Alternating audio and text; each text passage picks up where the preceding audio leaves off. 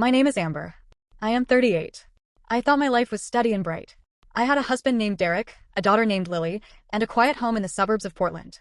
I worked as a dental hygienist. Derek worked as a software engineer. We were not rich, but we had enough, and I believed we were happy. Then everything broke. It started about 3 months ago, on a Tuesday evening. My last patient canceled, so I left work early. When I pulled into the driveway, I noticed Derek's car was already there. That was strange, because he should have been at work. I walked inside. The house felt too quiet. I called his name. No one answered. Then I heard something upstairs. Not what people usually imagine. Not a crash or a shout. It was laughter. Deep, rough laughter. 2 men. 2 voices. My chest tightened. My heart started hitting hard, like it was trying to escape. I stepped out of my shoes and climbed the stairs as softly as I could. Our bedroom door was not fully closed. It was slightly open. I could see shadows moving inside. I pushed the door wider. Derek was sitting on our bed. He was fully dressed, and I felt a small sick relief at that. But he was not alone. Next to him, also fully dressed, was my Uncle Marcus. Both of them jumped when they saw me, like children caught doing something wrong. Derek's face turned pale. He said I was home early. Marcus stood up fast, avoiding my eyes. Marcus was my mother's younger brother. He was only a few years older than Derek. He had always been the fun uncle, the generous one. He bought Lily expensive gifts. He helped us when we needed money for the down payment on our house. He was part of our life in a way I trusted without question. So seeing him there, on my bed, beside my husband, made my mind go blank. I asked what was going on. Derek tried to act calm, but he could not. Marcus said he should leave. I stepped into the doorway and blocked it. I told them no one was leaving until someone explained why they were in my bedroom in the middle of the day. Derek rubbed his hands through his hair, the way he always did when he was nervous. He said it was not what I thought. I told him I did not even know what to think yet. I asked again why they were there. That is when I noticed Derek's laptop open on the bed. From where I stood, I could see bank statements on the screen. Lots of them. For a second, I thought maybe this was about money. I asked if we were having financial trouble. I asked if Marcus was helping Derek with something. Marcus finally looked at me. His eyes were full of guilt, heavy and crushing. Derek told me to sit down. I refused. I said I wanted the truth. Derek took a deep breath, like he was about to jump off a cliff. Then he said it. He said Marcus and he had been seeing each other. At first the words did not fit inside my brain. Seeing each other. Like dating. Like a relationship. But Derek was my husband. Marcus was my uncle. They were both men. My mind tried to reject the idea, like it was a bad joke. I asked what he meant. Marcus spoke softly and admitted it. He said they had been in a relationship. For 2 years. 2 years. The room tilted. I grabbed the doorframe because my legs felt weak. I looked at Derek and asked if he was telling me he had been cheating on me with my uncle for 2 years. Derek said he was sorry. He said he never meant for it to happen. I felt rage rise up like fire. I asked how someone accidentally cheats for 2 years. I asked how someone does that with my uncle. Then I heard a small sound behind me, a quiet gasp. I turned and saw Lily standing in the hallway. Her backpack was still on her shoulders. She had come home from school and heard everything. She looked at Derek and said his name, but her voice sounded small, like it was breaking. Derek stood quickly and tried to move toward her, calling her sweetheart. Lily backed away. She told him not to come near her. Then she ran to her room, slammed the door, and locked it. I heard the lock click. I turned back to the 2 men in my bedroom. I told Marcus to get out of my house. He tried to speak, like he wanted to explain. I screamed that there was nothing to explain. I reminded him of holidays, of family dinners, of the way he held my daughter when she was a baby, of the way he stood at my wedding smiling like everything was clean and normal. I could not finish my sentence because my body was shaking too hard. Marcus grabbed his jacket and left. The front door closed. Derek stayed, standing by the bed, staring at me with the eyes I used to trust. Brown eyes that once made me feel safe. Now those eyes made me feel sick. I asked him when he knew. I asked him when he knew he liked men. Derek said he was not gay. I stared at him, shocked by how he could still argue about labels at a time like this. I said he was sleeping with a man with my uncle. So how could he say he was not gay? He said he was bisexual. He said he had always been attracted to both men and women. He said he thought he could ignore it. He thought marrying me and building a family would make those feelings disappear. I asked if that meant he used me. I asked if our whole marriage was a lie. He said no, that he loved me, that I was important, that Lily was everything to him. I asked him why he did it. Derek sat down like he was defeated. He looked broken, but I did not feel sorry for him. I felt like he deserved to be broken. He said it started at my father's funeral. My father had died suddenly from a heart attack. He was only 63. It shocked all of us. The funeral was the worst day of my life, until the day I found out this truth. Derek said that after the funeral, Marcus came back to the house. Everyone else left. I was upstairs with Lily. Derek and Marcus were alone in the kitchen. They were drinking. They were grieving. Derek said it happened. I repeated his words in a flat voice. It happened. And then I said it kept happening for 2 years. Derek claimed they tried to stop many times. He said that at family events, every time they saw each other, the feelings returned. He called it an addiction. He admitted it sounded like an excuse, but said it felt true. I told him the worst part was not the cheating alone, and not even the bisexuality. The worst part was that it was Marcus. My family. My blood. I said they did not just break my marriage, they damaged my entire family. Derek said he was sorry. I told him sorry did not fix anything. I left the bedroom and went to Lily's door. I knocked gently and asked if I could come in. At first there was no answer. I begged softly, asking if she was okay. After a long moment, I heard the lock turn. I opened the door slowly. Lily sat on her bed, crying hard. She looked younger than she had in years. I sat beside her and pulled her into my arms. She asked if her dad was gay. I told her he said he was bisexual. I explained that bisexual meant being attracted to both men and women.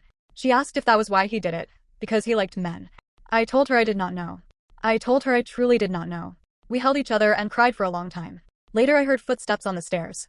The front door opened and closed. Derek's car started. He left. That night I called my sister Rachel. She was older than me and always protected me. I told her everything. She reacted with shock and anger. She could barely believe it, especially that Marcus was involved. She asked if our mother knew. I said not yet. I said I could not tell her right then. Rachel insisted our mother needed to know because Marcus was her brother and this would destroy her, but I said I needed time to think and breathe and decide what to do.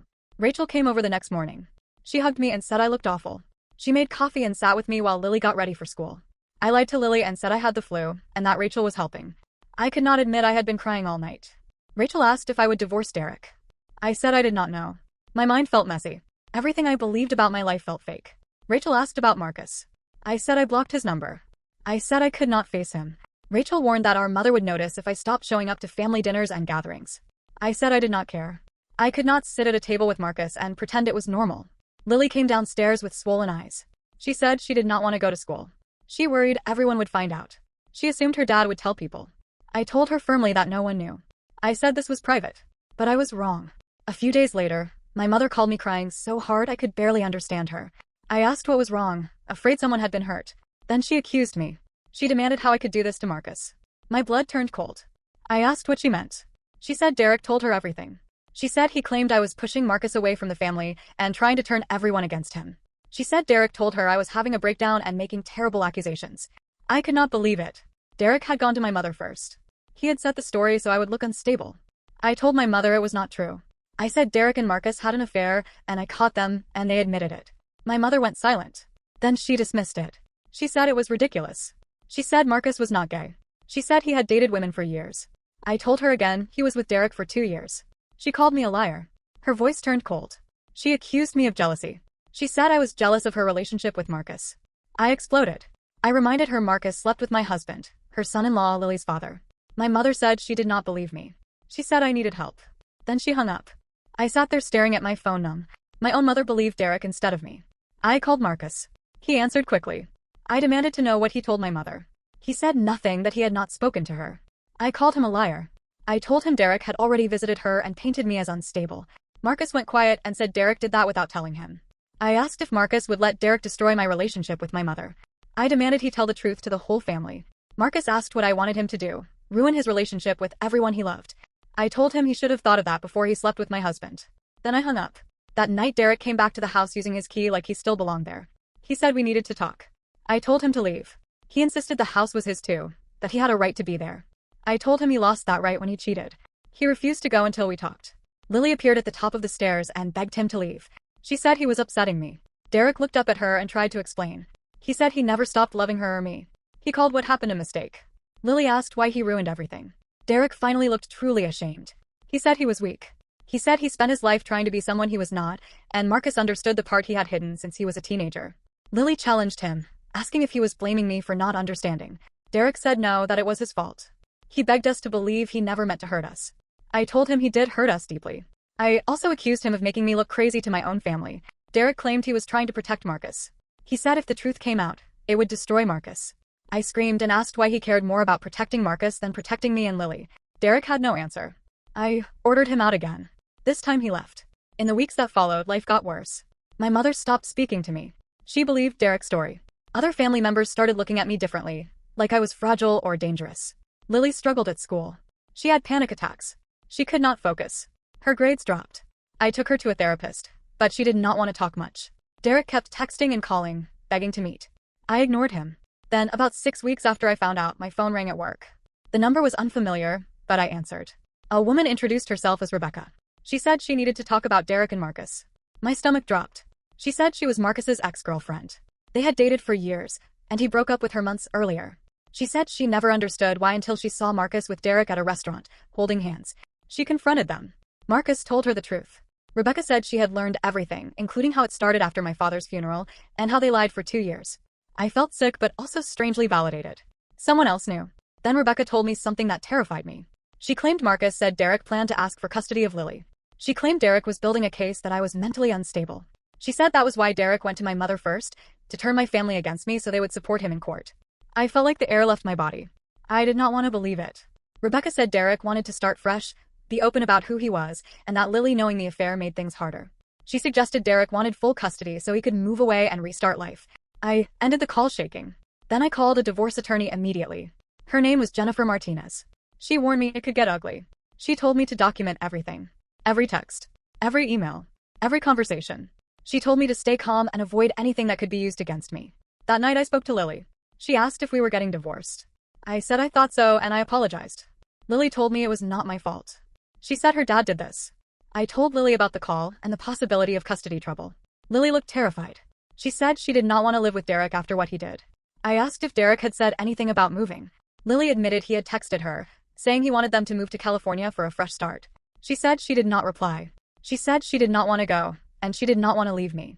I hugged her and promised she was not going anywhere, even though inside I felt unsure of everything. The next day, Derek came to the house again.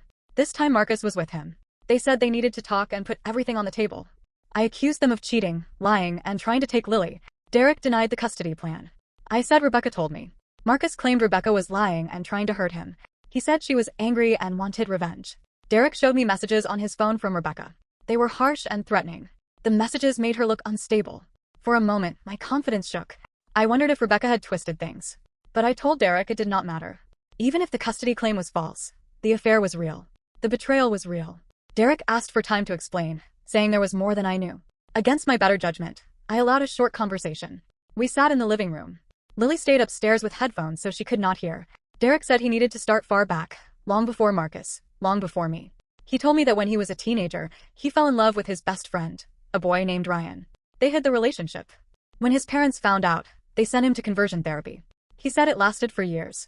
He said they told him he was sick and needed to be fixed. I did not want to feel sympathy, but a small part of me softened. Still, I told him it did not excuse cheating. Derek said when he met me, he truly believed he could live a straight life. He believed he was cured.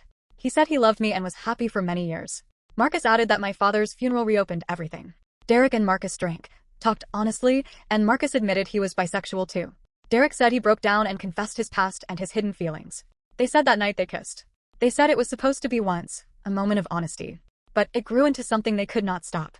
Derek admitted that kiss felt like the first truthful thing he had done in adult life, and he knew that was selfish. I asked if they were still together. They said no. They claimed they ended it a few weeks after I found out, because they finally saw the damage they caused. I told them they should have told me years earlier. I told them we could have gone to therapy and faced it together. I said anything would have been better than secrets and betrayal. Derek said he knew, and he would regret it forever. After that, I told them to leave. That night I could not sleep. My thoughts spun. I considered calling Rebecca, but Jennifer advised me not to, in case she truly was unstable. I called Rachel instead and told her what Derek said about his past. Rachel hesitated, then said something that stunned me. She said our mother had heard something years earlier from Derek's mother, hints about a difficult phase in Derek's teens. Rachel suggested our mother might have known there was more, but never shared it. That hurt in a new way. In the weeks after, Derek and I agreed to a trial separation. He moved into an apartment. We worked out a schedule so Lily stayed with me during the week and visited him on weekends. The first weekend Lily went, I cried nonstop. I feared she would blame me for the split. But when she returned, she seemed calmer than I expected. She said she and Derek talked a lot. She said he admitted he had been confused for a long time. She said he loved us, but he needed to learn how to live honestly. Lily said she was still angry, but she could understand how hard it must be to live pretending. Her maturity shocked me. I held her and told her she was wiser than I was at her age. Later, Marcus called me and begged me not to hang up. He said he spoke to my mother and told her the truth. He said he showed proof, including messages, and she finally believed it. He said she wanted to apologize to me. I felt tears rise, but I also felt tired. I said I did not know if I was ready. Then Marcus added another painful detail. He said my father knew about Derek's past. Marcus said my father had worried Derek still struggled. My father had asked Marcus to watch out for him, to be there if Derek needed someone. Marcus said after the funeral, Derek broke down, talking about how my father was the first person who accepted him. Marcus claimed he wanted to comfort Derek like my father wanted, but it crossed a line and became something destructive. Hearing my father's name in that context made me cry. I told Marcus my father would have been devastated to know what happened. After that call, I phoned my mother. She answered crying and apologized again and again. She admitted she should have believed me. She admitted she had heard vague hints about Derek's difficult teen years but did not realize what it meant. She said she thought it was ordinary teenage trouble and that Derek had moved on. We talked a long time. Some of the anger eased, not because what happened was acceptable, but because I missed my mother and needed some part of my family back. After that, I met Derek in a coffee shop downtown, a neutral place. I confronted him about my father knowing. Derek looked shaken. He said my father made him promise not to tell me, because my father did not want to burden me. Derek said he felt ashamed and that my father was the first person who accepted him. I asked Derek if he wanted Marcus. Derek said no. He said it was not real love, it was escape. He said he did not want to lose me and Lily. I told him he already lost me the moment he chose to lie for 2 years. He begged me for time and a chance to prove he could be honest. I told him I needed time to figure out who I was without him, because I had spent many years being his wife and had forgotten parts of myself. Over the next months, I focused on rebuilding. I started therapy. I reconnected with old friends. I tried painting, something I always wanted but never had time for. Lily did better with the new routine. She seemed lighter. She even tried to understand Derek's struggle, even while holding him responsible. Eventually, I agreed to meet Marcus in a park near my home. I told him I did not know if I could ever forgive him. He said he did not expect forgiveness. He said he was getting help and trying to understand why he made such destructive choices. I told him that was good, but it did not erase the past. We parted, and we did not become close again. Months later, Derek asked for couples therapy. He said he wanted to fight for our marriage. I agreed only if he promised total honesty and no more secrets. Our therapist, Dr. Patricia Wong, was kind but direct. In the first session, she asked Derek why he cheated. Derek said he was a coward. He said he feared admitting the truth about himself, so he hurt the people he loved. Dr. Wong asked what the truth was. Derek said he was bisexual and always would be, and no amount of pretending would change that. Hearing him say it openly made something shift inside me. It did not repair the damage, but it felt like the first real honesty in a long time. Dr. Wong asked how it made me feel. I admitted I felt scared. I worried I could never be enough if Derek could be attracted to men too. Derek explained that bisexuality did not mean he needed more than one partner. He said it only described who he could feel attraction toward. He said he chose me and wanted to keep choosing me. I asked how I could ever trust that. Derek admitted I could not know for sure. He said marriage always carries risk, and he made the risk worse by lying. Therapy was slow. Some sessions helped. Some ended in tears. I began to understand his long history of shame. He began to understand my humiliation, my grief, my loss of safety. Progress was uneven, but small hope returned at times. Then, almost a year after the discovery, the police called me. They asked if I was Amber Dawson. They said Derek had been in a serious crash and was being taken to a hospital in Portland. My body froze. I asked if he was alive. They said yes, but injured, and told me to come quickly. I ran out, asked Rachel to pick Lily up from school, and rushed to the hospital. Derek was awake but bruised and hurt. His arm was in a cast. He tried to reassure me. He said a drunk driver ran a red light and hit him head-on. I sat beside him and held his hand. Fear and love poured out of me. Seeing him vulnerable made me realize something I had been fighting to deny. I still loved him. I stayed in the hospital for days. Lily visited after school. In that small room, we felt like a family again for the first time in a long time. When Derek was about to be discharged, he asked to come home. I looked at Lily. She nodded. I said yes. It was not magic. It was not a perfect ending. Trust did not return overnight. Derek moved back slowly, first with dinners, then weekends, then full-time. We set boundaries. He stayed in therapy alone and with me. He agreed to be transparent about feelings, even when uncomfortable. I agreed to try carefully to believe change was possible. Months passed. Some days were hard. Memories of betrayal hit me like waves. But some days were good. On those days I saw Derek trying to become better, not just saying sorry. Marcus moved away to Seattle. He sent holiday cards, but we did not talk. Not yet. My mother and I rebuilt our closeness. She carried guilt for not believing me. I chose to forgive her, because holding that anger forever felt like another kind of prison. Lily grew stronger. She became more thoughtful and empathetic. She told me she wanted to become a therapist someday, to help people who struggle with identity and shame the way her father did. As for me, I kept healing. I learned that love is not only about happy moments. Sometimes love is the choice to face pain honestly, to set boundaries, to protect your child, and to decide whether forgiveness is possible. Our marriage would never be perfect. It would always carry a scar. But scars can also mean survival. They can mean we lived through something that tried to destroy us, and we are still standing.